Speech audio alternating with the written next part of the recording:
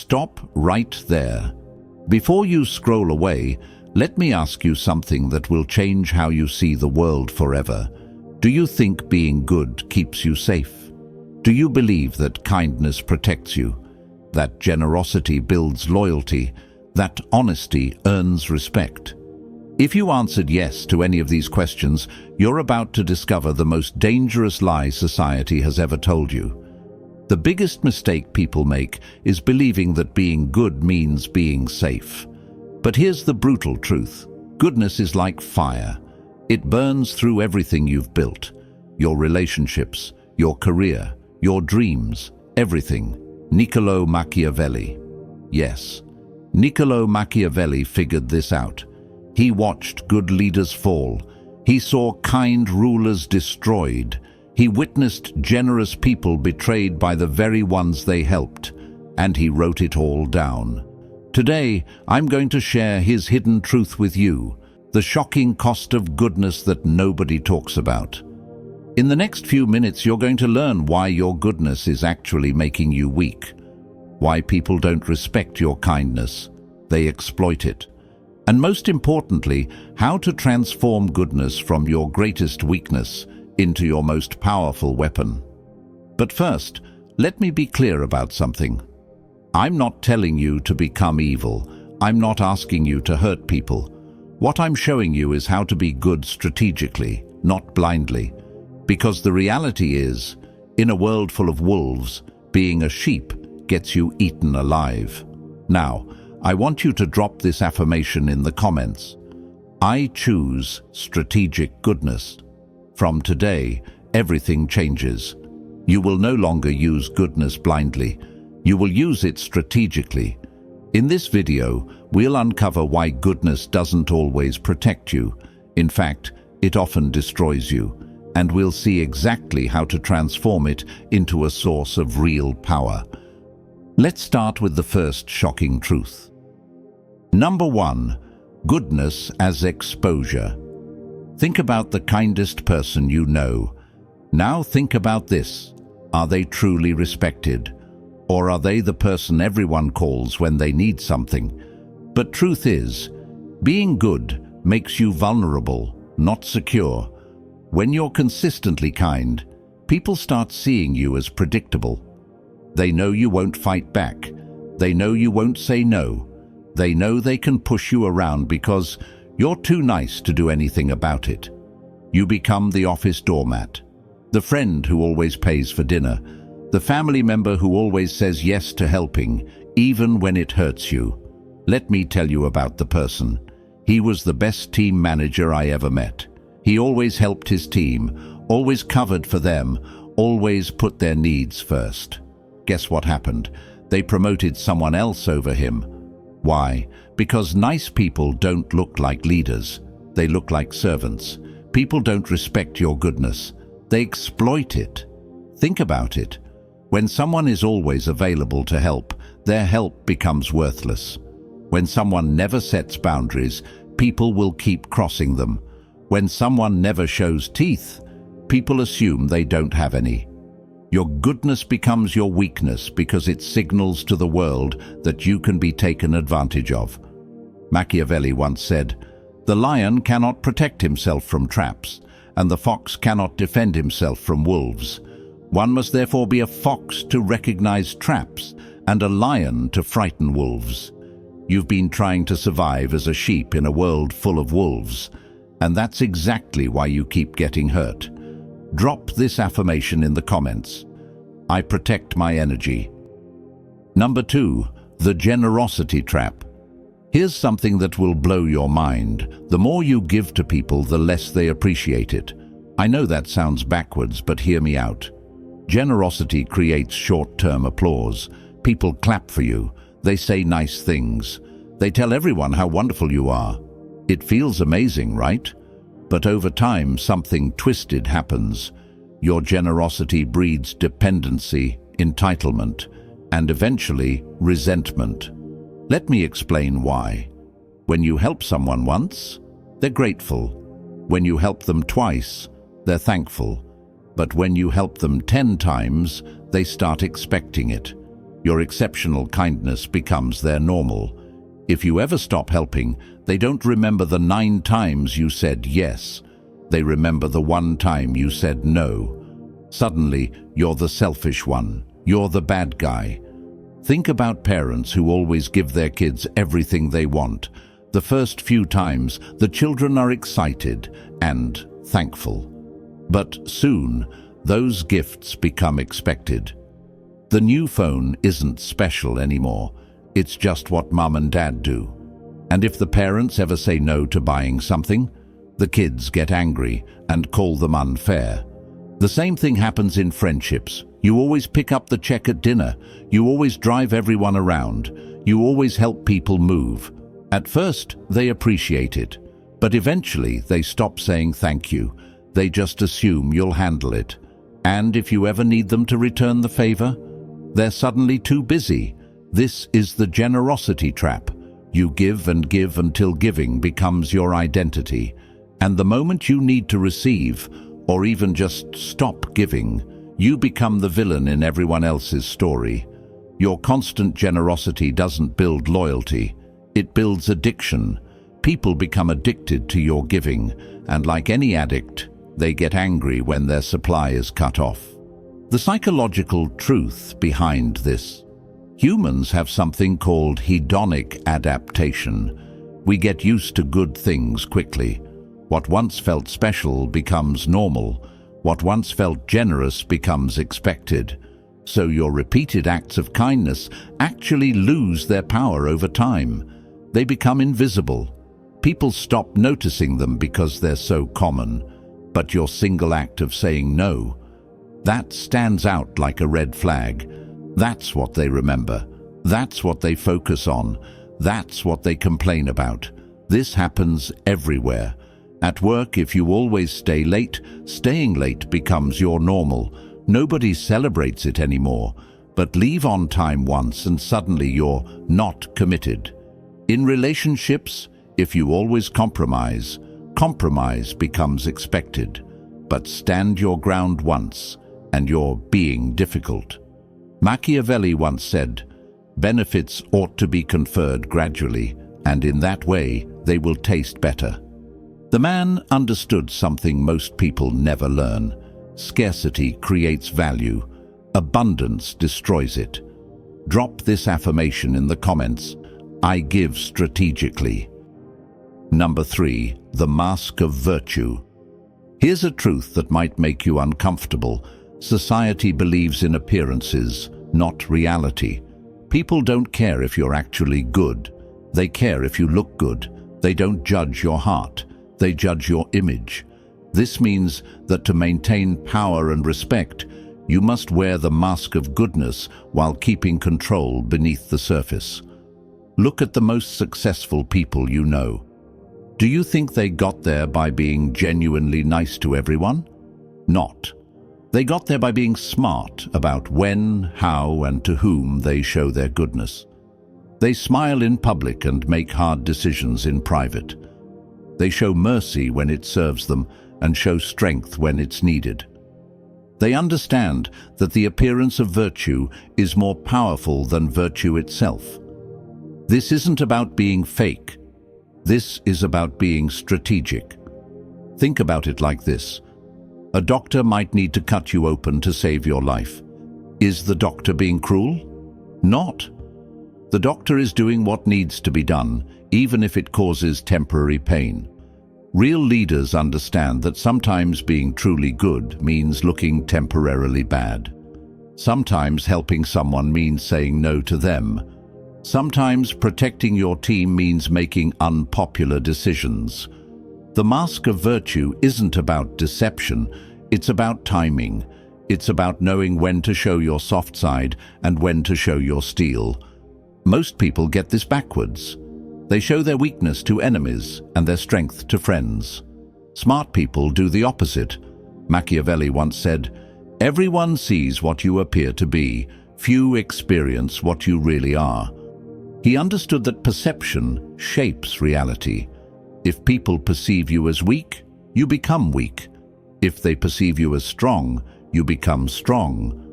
I want you to drop this affirmation in the comments. I control my image. Number 4. The economics of power. Every single thing you do has a cost. Every favor you grant. Every time you say yes when you want to say no. Every moment you spend helping others instead of building yourself. Most good people never think about this. They give and give until they have nothing left. Then they wonder why they feel exhausted, resentful, and taken advantage of. Here's what you need to understand. Your time, energy, and resources are finite. When you spend them on others, you have less for yourself. This isn't selfish to acknowledge, it's mathematical. Unlimited kindness drains your strength, and when you're drained, you can't help anyone, including yourself. Think about airplane safety instructions. They tell you to put your oxygen mask on first, then help others. Why? Because if you pass out trying to help someone else first, now 2 people need rescuing instead of 1. Life works the same way. If you exhaust yourself helping others, you become someone who needs help. Now you're a burden instead of an asset. Smart people understand that to survive and thrive, resources and energy must be guarded carefully. This doesn't make you mean. It makes you sustainable. I learned this lesson the hard way. For years I said yes to everyone, every request, every favor, every quick question that turned into hours of work. I thought I was being good. But you know what happened? I started resenting people. I felt angry and bitter. My own project suffered. My own dreams got delayed. And ironically, I became less able to help the people who truly needed it. That's when I realized something crucial. Saying yes to everyone means saying no to yourself.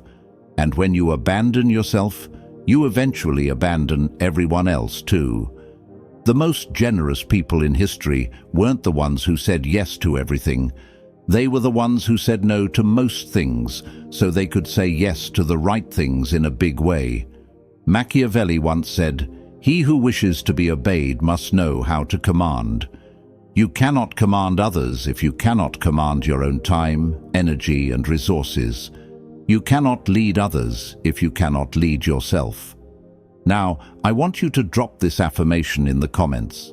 I protect my resources. Number 5. Strategic use of virtue. I'm not telling you to become heartless. I'm not saying mercy, honesty, and generosity should be thrown away.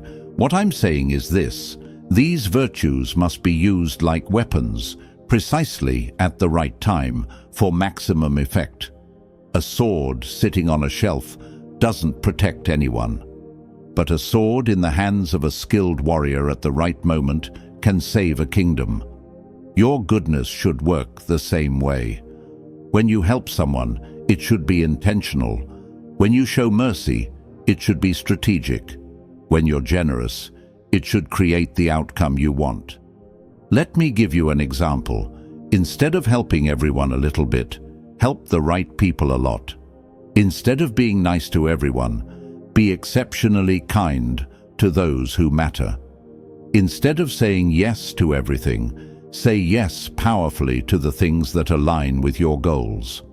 This approach does 3 things. First, your help becomes more valuable because it's scarce. Second, you actually create bigger positive impacts because you're focused. Third, people respect you more because you're selective. Think about the most respected leaders in history. Martin Luther King Jr. wasn't gentle with injustice. He confronted it powerfully. Mother Teresa didn't help everyone in the world. She focused intensely on the poorest of the poor. They were all good people, but they were strategically good. They used their virtue as a tool to create change, not as a way to be liked by everyone. How you do this in real life. Before you say yes to any request, ask yourself 3 questions. Does this align with my values and goals? Can I do this without depleting myself? Will this person appreciate and respect what I'm doing? If the answer to any of these is no, you don't just say no, you say no kindly but firmly. When you do say yes, you do it fully. You give your best effort. You create real value. You make a meaningful difference. This way your yeses matter. Your help is remembered. Your generosity creates loyalty instead of entitlement. Machiavelli once said, "The promise given was a necessity of the past. The word broken is a necessity of the present." What he meant is this: sometimes keeping your word to one person means breaking your word to another. Sometimes being good to your family means being firm with your co-workers. Sometimes protecting your dreams means disappointing people who want to use your time. Strategic virtue isn't about being selfish, it's about being effective. Drop this affirmation in the comments: I choose effective kindness. Number 6. The illusion of gratitude. Here's something that will change how you see human nature forever. Gratitude is temporary. I know this might hurt to hear, but it's true. The favors you do for people, the help you provide, the sacrifices you make, they have an expiration date in people's memories. Repeated favors stop feeling like gifts and turn into obligations. What starts as "thank you so much" becomes "you should do this," becomes "why didn't you do this?" You help your neighbor move. They're incredibly grateful. You help them move again 6 months later. Still thankful, but less excited. You help them a third time. Now they just expect it. The fourth time they need to move, they don't even ask. They just assume you'll help. And if you can't, suddenly you're the bad guy. This is human psychology. We adapt to good treatment. We take it for granted. We start seeing exceptional kindness as normal treatment. In the end, people remember the advantage they got from you, not the kindness you showed them. This pattern repeats everywhere. In relationships, workplaces, friendships, and families, the person who always says yes becomes the person everyone expects to say yes. The reliable helper becomes the automatic choice for every problem. And when that person finally sets a boundary or says no, they're treated as if they've betrayed everyone's trust. The more consistently kind you are, the less your kindness is valued. The more available you make yourself, the less special your availability becomes. The more you give without asking for anything in return, the more people assume your giving comes without cost to you. This is the illusion of gratitude. We think that doing more good things will make people more grateful, but actually, it makes them less grateful because they expect more good things. The people who appreciate you most are often the people you help least frequently. The people who take you for granted are usually the people you help most often. This doesn't mean people are evil. It means people are human. And humans naturally adjust their expectations based on their experiences. Understanding this psychological reality doesn't mean you should stop being kind or helpful. It means you should be strategic about it. Set boundaries. Make your help conditional sometimes. Let people experience what it's like when you're not there to solve their problems. Machiavelli once said, "Men judge generally more by the eye than by the hand, for everyone can see and few can feel." People see what you're doing now more clearly than they remember what you did before. Your past kindness becomes invisible. Your current actions are what they judge you by. Drop this affirmation in the comments. I create lasting impact. Number 7. Results over intentions. The world judges outcomes, not motives. You might have the purest heart in the world. Your intentions might be golden. But if your actions don't create the results you want, none of that matters. History doesn't remember people who meant well. It remembers people who got things done. Let me ask you something. Would you rather be remembered as someone who was really nice but didn't accomplish much? Or someone who might have seemed tough but actually made the world better? Most people choose the first option because it feels safer. But here's what they don't realize. Being remembered as just nice means being forgotten entirely. You see, there's a brutal but undeniable truth. Sometimes being truly good means doing things that don't look good in the moment. Surface-level kindness often creates temporary comfort, while tough decisions create lasting impact. A parent who disciplines their child isn't being mean. They're being good by teaching the child important lessons. A teacher who gives tough grades isn't being cruel. They're preparing students for the real world. A boss who sets high standards isn't being unreasonable. They're helping their team grow stronger. Real goodness is about results, not appearances. It's about creating positive outcomes, not just positive feelings. This is where most good people go wrong. They focus on being liked instead of being effective. They choose comfort over growth. They pick temporary peace over lasting positive change. But here's the truth. If you're not getting the results you want from your goodness, you're not being good enough. You're being nice, which is different. Nice people avoid conflict. Good people resolve conflict. Nice people tell people what they want to hear. Good people tell people what they need to hear. Nice people maintain the status quo. Good people create positive change. The world is full of nice people who accomplish nothing. What the world needs more of is good people who get results. Machiavelli once said, "The end justifies the means." Now, this doesn't mean you should do evil things to achieve good outcomes. What it really means is that your good intentions don't matter if they don't create good results.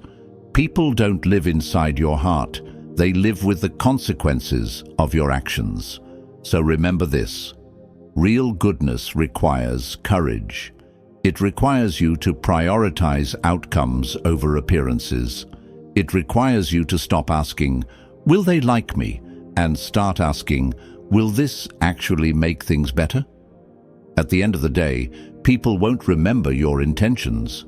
They'll remember what you built, what you changed, and what you left behind.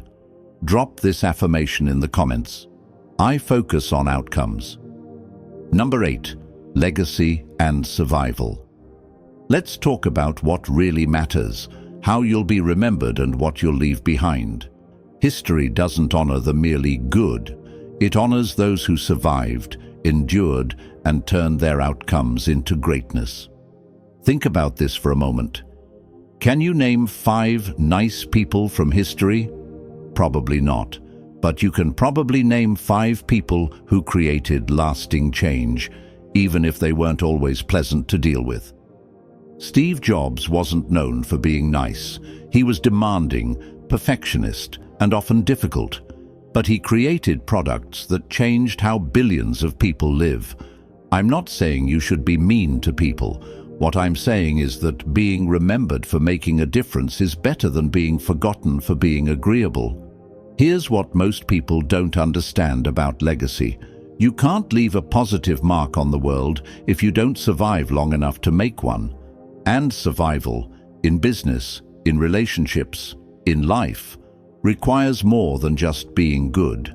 It requires being smart, strategic, and sometimes tough. The kindest people in the world can't help anyone if they get crushed by those who take advantage of them. The most generous people can't give anything if they give everything away too early. The most honest people can't speak truth if they get silenced by those who prefer lies. You have to survive first. Then you can thrive. Then you can create the legacy you want. This means protecting yourself so you can protect others, building yourself up so you can lift others up, getting strong so you can help the weak. It's not selfish, it's strategic. It's not cruel, it's careful. It's not about abandoning goodness, it's about preserving it so it can actually make a difference. Look at the people who create lasting positive change in the world. They're not pushovers. They're not people pleasers. They're not afraid to say no, set boundaries, and make hard decisions.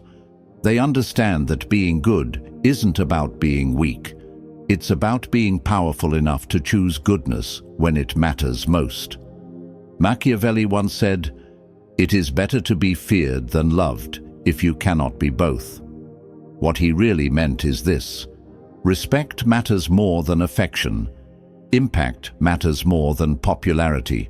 Results matter more than feelings. You don't have to choose between being good and being strong. You can be both. You should be both. But if you have to choose strength first, because strength gives you the power to be good when it counts. Weakness just makes you a victim, even with the best intentions. We've covered a lot of ground today, but let me leave you with the most important lesson of all. Goodness without strategy is the most dangerous trap you can fall into. It makes you vulnerable to those who would exploit you. It drains your resources until you have nothing left to give. It creates expectations you can't sustain. And ultimately, it prevents you from creating the positive impact you really want to make. But goodness with strategy, that becomes a weapon of survival and influence. It becomes a tool for creating real change. It becomes the foundation for a life and legacy that actually matters. You now know the shocking cost of blind goodness. You understand why generosity can trap you, why gratitude fades, and why good intentions without good results are worthless. More importantly, you know how to transform your goodness from a weakness into a strength. How to be kind strategically, how to help effectively, how to create outcomes that matter. Before you leave this video, I want you to make a decision. Are you going to keep being good in the old way, blindly, without boundaries, until it destroys you? Or are you going to start being good in the new way, strategically, effectively, powerfully? So here's the real question, and this is what will determine your future. Will you let goodness weaken you, or will you master it and turn it into power? The choice is yours. But now you have the knowledge to choose wisely. If this video opened your eyes to something new, hit that like button. If you want more truth that challenges how you see the world, subscribe to this channel and ring the notification bell. And if you know someone who needs to hear this message, share this video with them. Your goodness is not your weakness. When used strategically, it becomes your greatest strength. Drop this final affirmation in the comments. I master strategic goodness. Remember, in a world full of wolves, don't be a sheep, be a shepherd. Be someone who protects the flock not through weakness, but through wisdom, strategy, and strength. Thank you for watching, and I'll see you in the next video.